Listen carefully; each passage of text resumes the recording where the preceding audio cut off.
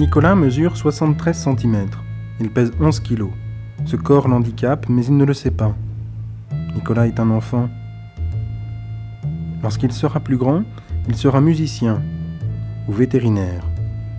On ne sait pas. Ce que l'on sait, c'est que Nicolas vient d'avoir 13 mois. C'est un bélier. Nicolas est un être de désir, ein Verlangenwesen. C'est un être de désir, et c'est le moment où la nature, si parfaite, si délicieuse, si logique, lui a donné les bras les plus courts. Lorsqu'il n'arrive pas à attraper les objets, il hurle pour qu'on les lui apporte. Et l'on pense que Nicolas, comme tous les êtres humains, est un petit dictateur de 73 cm. La nature aurait pu lui donner la faculté de marcher, d'attraper et de parler dès sa naissance comme pour le cheval ou pour le porc. Mais elle en a décidé autrement.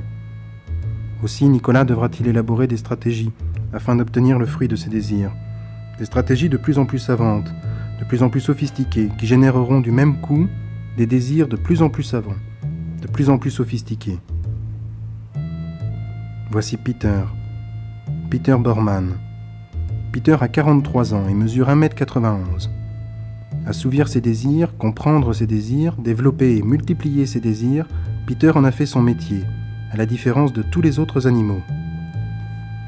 Peter Bormann est un artiste anglais, réfugié dans la Creuse depuis 1977. La pratique de l'art nécessite un imaginaire développé. Seul l'être humain possède un tel imaginaire, qui lui permet ainsi la pratique du langage, du rêve et de la folie. Non, mais il y a des poissons qui c'est plus facile à enlever.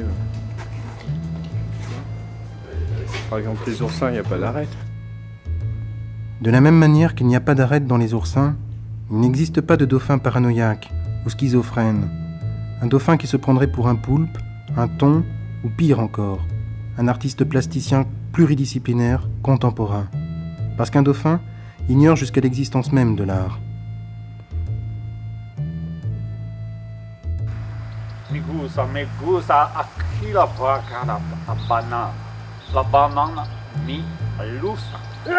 Peter Bormann nous explique à travers ses œuvres que le manque d'imagination chez les animaux est ce qui maintient leur équilibre. Que l'imagination, si elle est mal employée, peut être dangereuse et nuisible.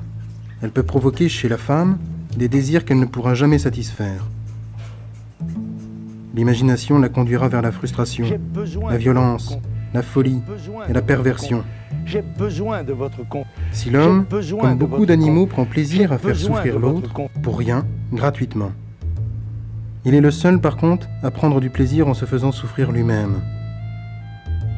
L'homme est le seul animal masochiste de la nature.